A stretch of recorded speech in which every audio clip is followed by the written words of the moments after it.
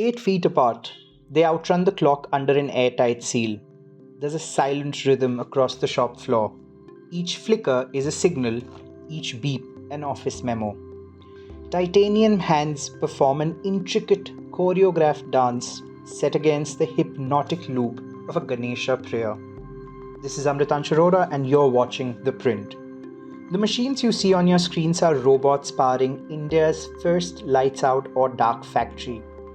Facilities like this one in Tamil Nadu's Kancheepuram run with little or no human intervention. In theory, there's no need for lights or air conditioning. Industrial robots housed in such facilities stand at the cusp of the next industrial revolution to create a world where a handful of men and an army of machines can produce goods faster at a fraction of the cost without compromising on quality. In India, Polymatech was among the first to jump on the dark factory bandwagon. Its 150,000 square feet facility in Oragadam, bordering Chennai, deploys dozens of robots to make semiconductor chips and printed circuit boards. The robot density here is 25 robots for every 100 humans. Players like Polymatech are betting big on the dark factory model. Another facility is coming up in Chhattisgarh. Also in the works is a zero manpower facility in Singapore, says MD Iswara Rao Nandam. Let's listen in. Hi, this is Amrtansh Arora with ThePrint, and we are here in Kancheepuram in Tamil Nadu in what is India's first dark factory. With me is Mr. Ishwar Nandan, promoter of Polymatech, the semiconductor chip manufacturer. Thank you so much, sir, for taking out the time to talk to us. To begin with, you're planning an IPO. What kind of expansion plans are you looking at with this initiative?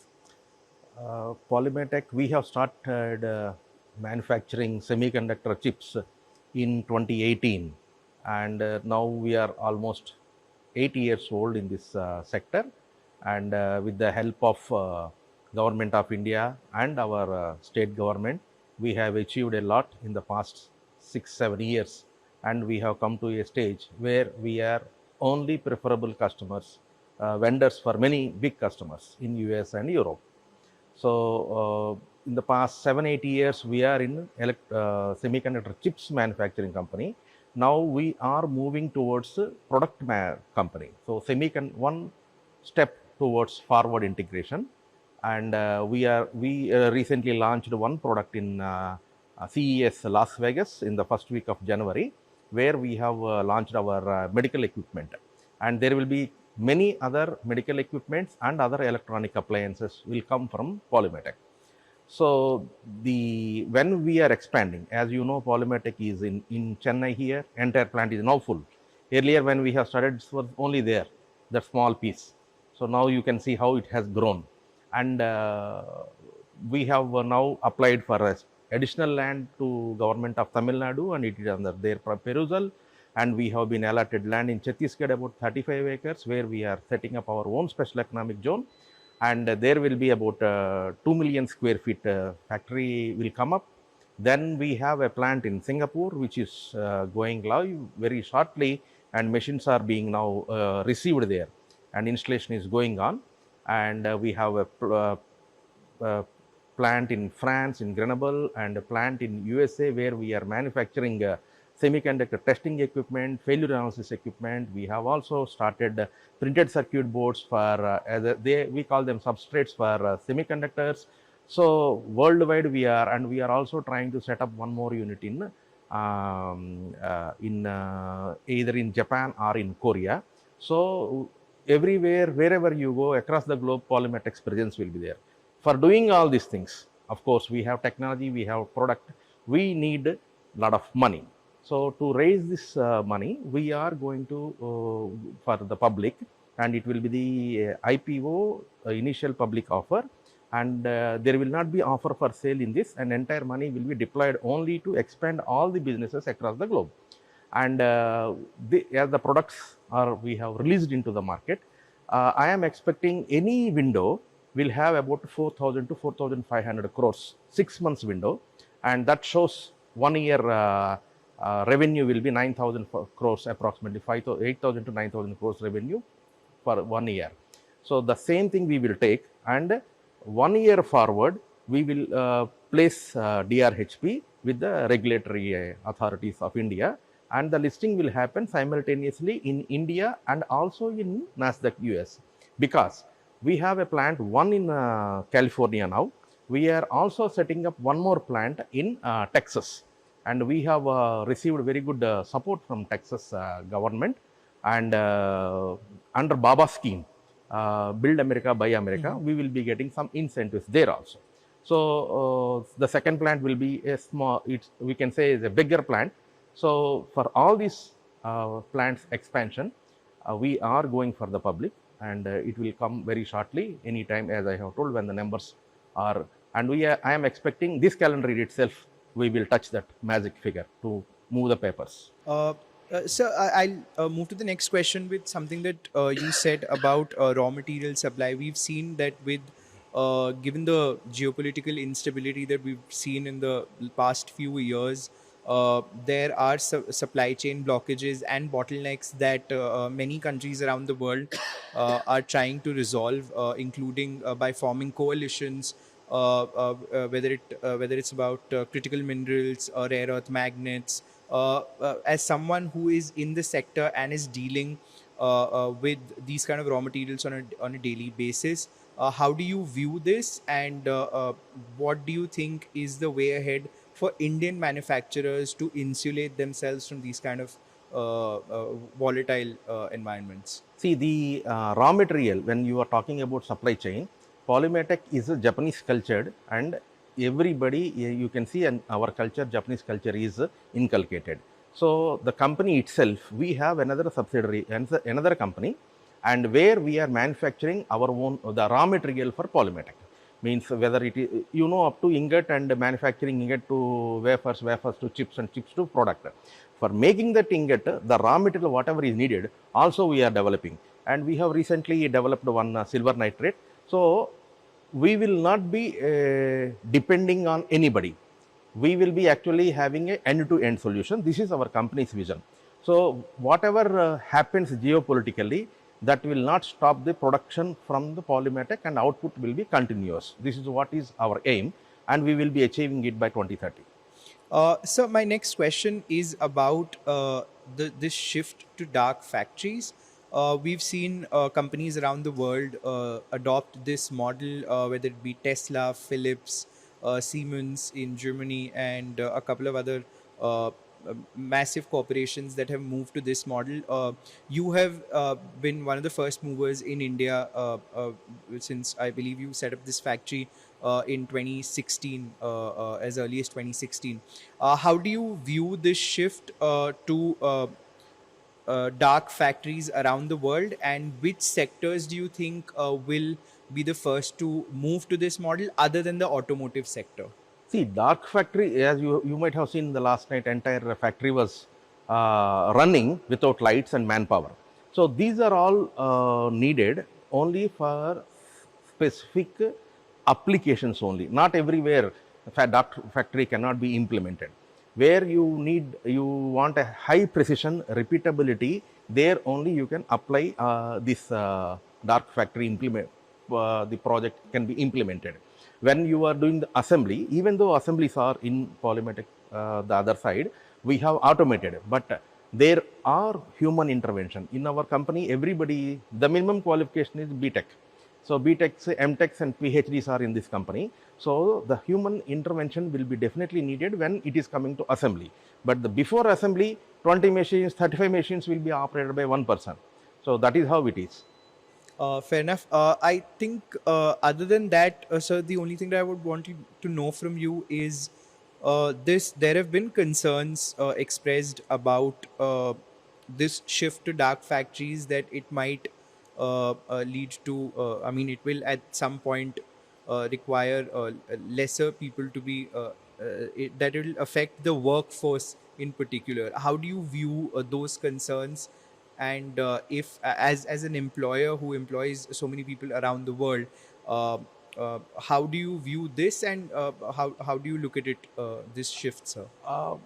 I can say, see, whatever dark factory is there, the machine has to be programmed. the products, everything has to be initially, the raw material, everything has to be loaded. So the machines program, definitely number of manpower will be reduced within the factory, but to support those machines, to operate those machines, the software needed or to communicate with the machines, we will be needing manpower. Today, when we are moving from chip level to the product level, we will be having and hiring thousands of employees across the globe. So it is, to my knowledge, it is incorrect to say manpower will be reduced. The only thing what happens is earlier one person is producing for $100,000. With this technology upgradation, one person will be producing $1 million per month. That will be the expectations will go up. 500 kilometers from the Polymatech dark factory in Kancheepuram, on the other side of Tamil Nadu, a group of engineers in their early 20s has taken it upon themselves to sow the seeds of a dark factory revolution in India, one robot at a time. Nothing can stop an idea whose time has come. And that idea is a dark factory. A factory where robots can produce and adapt without human intervention. Hello, this is Amrtansh Arora with ThePrint, and we are here at the prototype factory of Xlogic Labs in Coimbatore. Powered by a team of engineers united in their passion for robotics, this startup is going where no one has dared to go before. Most factories around the world are moving towards hyper automation of mass production lines. But this Indian startup believes that robots can do much more than mass production. Their vision is to offer fully automated metal fabrication services and set up dark factories around the world. One night last August, Dhanush Bhakta and his comrades at Xlogic Labs were making a clatter while building their first robot. Around 3 a.m., there was a knock on the shutter of their prototype factory in Coimbatore. It was the police. They just came in and asked, "What are you doing?" And after that, they were curious about what we do, says Xlogix Labs CEO Dhanush Bhakta. Over the last 5 months, his team has built 3 robots, including one they call the Magician. Why? Let's listen in. Here with me is Dhanush Bhakta, founder of Xlogic Labs. Thank you for speaking to ThePrint, Dhanush. To begin with, would you like to share with the viewers the origin story of Xlogic Labs? So, yeah, I used to deploy robots in the US, right? There, although there's a lot of labor shortage and it's like the technical capital of the world, the robot adoption rate was still very low when you compare it with countries like China. And even in India, it's a similar story. So when I went to this factory in Coimbatore, they were facing a lot of challenges with robotics, and they absolutely wanted to adopt robots because of labor shortage, even in countries like India. So my singular goal, being an AI robotics engineer, was to, how do I solve this so that robot adoption can improve in countries like India, and India can get to a place where they're able to make parts that are more precise and of higher quality. So this is the goal that I started with. How do you see the boom in dark factories around the world? So yeah, like I mean, in countries like Japan, they're using it to make robots to make robots. In China, Xiaomi is having fully automated factories for mobile production, mobile phone manufacturing. In few countries like the Scandinavian countries, people are using it to manufacture motors, and Philips is using it to manufacture smart razors. Exactly, right? Yes. So it's been used in places where mass production is very important, where they're making the same thing over and over again for like millions of parts. So I think in all these places, dark factories is going to take a massive win. But that's different in our case though, right? So we are not trying to get robots into mass production. We are trying to bring robotics into things that are not mass produced, right? So these are construction industries, right? These are aerospace, defense, and all these places where you're not making things in mass quantities, but rather small amounts, but where you need higher precision and higher quality. So that's where we come in. So Dhanush, how do you see the role of robots in Indian manufacturing in the next 5 to 10 years? I understand, right? So if you see the robot adoption rate globally, okay, China holds 55% of world's robots, and this just happened in the last 15 years, right? While US and European countries and Japan, it's been like on a consistent growth rate. Whereas India, it's always the growth rate is higher, but where we started was very low. So right now we just have 50,000, right, compared to China, which has like a lot more, right? So robotics is very essential because even in China, right, when they started 15 years back, the labor prices were low. They still wanted to maintain an advantage and have a manufacturing superiority, right? That is why they invested in robotics. So they had a foresight. They did it 15 years back, and now even though their labor price is high, the robotics, it came in and it's saving their day, right? So now everywhere you see in China, you have like robots doing the most menial tasks, like it's doing like the most basic things, right? Like that's a brilliant sight to see. So even in India, right, I see the similar trait to happen, right? Like cost of labor will increase, and also human labor can never meet the quality standards that the global companies long for. So robot adoption is absolutely necessary, and also in India, like when it comes to labor, right, we never focused in manufacturing. Like our manufacturing focus was very low because we directly jumped into services. So now, because of our 25 years in services, like us, like molding the talent for services industry, there's not a lot of talent entering India, right? There's a labor shortage even in countries like India. There's like 1.5 billion people, and even then there's a labor shortage, right? Wherever you go in Coimbatore and you ask them, there's a labor shortage. So for you to be still relevant in manufacturing and grow your current like 12% in GDP to 25%, which is like India's goal, you absolutely need robots, because without robots and like with very little number of trained humans in manufacturing, it's extremely difficult to get there. And that is why it's essential. For Xlogic Labs, the goal for now is to build robots that can switch between multiple tasks that would otherwise be performed by semi-skilled laborers. But there's still a long way to go before machines outnumber humans on the shop floor. India is 6th in annual installations, with a manufacturing robot density of 9 robots per 10,000 employees. How big is the gap? Asia's robot density is 204 and the global average 177. At the top of the leaderboard are South Korea with a robot density of 1,102 robots per 10,000 employees, followed by Singapore at 770, China at 470, Germany at 429, and Japan at 419. Yet, there's little doubt about hyper-automation knocking on India's doors over the next decade. Early symptoms have already started to show. As someone jokes back at the Polymatech facility in Kancheepuram, everyone here has a vitamin D deficiency. It's a dark factory after all.